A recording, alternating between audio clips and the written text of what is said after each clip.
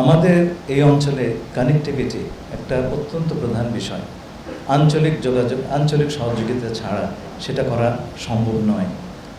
দ্বিতীয়ত হচ্ছে, আমরা এই মুহূর্তে আন্তর্জাতিক অর্থনীতিতে যে অস্থিরতা দেখা দিয়েছে, সেটাও এই অঞ্চলের কোনো দেশ, বিশেষ করে ছোট ছোট দেশগুলো এককভাবে তার মোকাবেলা করা অত্যন্ত কঠিন।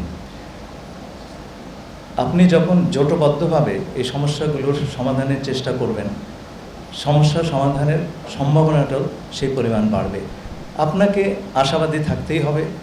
এটা সত্যি 25 বছর বিমস্টেকে আমরা উল্লেখযোগ্য ফুটপ্রিন্ট দেখতে পাইনি, কিন্তু সেই সঙ্গে এইবার প্রথমবারের মতন কিছু ফোকাস এরিয়া, এবং সেগুলো খুব প্র্যাকটিক্যাল, সেই ফোকাস এরিয়াগুলো নির্দিষ্ট হয়েছে।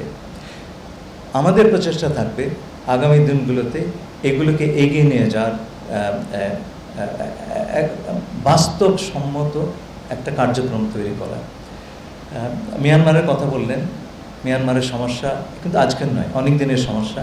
তা সত্ত্বেও আপনার বাকি দেশগুলো, এবং সম্ভবত যখন হোপফুলি ভবিষ্যতের কোনো একটা সময় যখন কিছুটা শান্তি এবং স্বস্তি মিয়ানমারে ফিরে আসবে, আপনি রিজিওনাল কোঅপারেশনের মাধ্যমে যা করতে পারবেন, একক শক্তিতে কোনো দেশের পক্ষে সেটা করা খুবই দুর্লভ।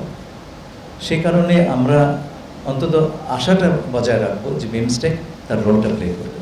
রোহিঙ্গা বিষয় বা এই ধরনের রাজনৈতিক বিষয় আসলে বিমস্টেকের চার্টারে নেই, সুতরাং এগুলো আলাপ করবার পরিসরটা আমরা পাবো না।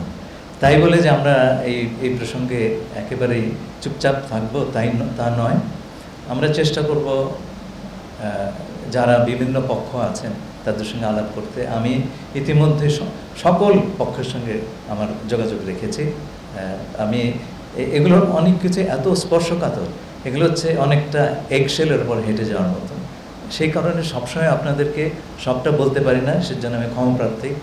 তবে আমাদের যেখানে আমরা সুযোগ পাবো এই বিষয়টি উত্থাপন এবং এগিয়ে নিয়ে যাওয়া, এটা উত্থাপন এখন বড় বিষয় নয়। আপনারা দেখবেন যখন UNHCR এর হেড এলেন, উনি বললেন যে প্রত্যাবাসনের এর একমাত্র সমাধান। সেই পথ ধরে জাতিসংঘের সেক্রেটারি জেনারেল তিনি একই কথা বললেন। এবং আপনি দেখবেন চীনের সঙ্গে যে যৌথ ঘোষণা এসছে, সেখানে এক কথাই আছে, প্রত্যাবাসন। এখন প্রত্যাবাসনটাই এজেন্ডা, সেইটা কীভাবে আমরা এগিয়ে নিয়ে যেতে পারি সেই কথাটাই সবার সঙ্গে হবে।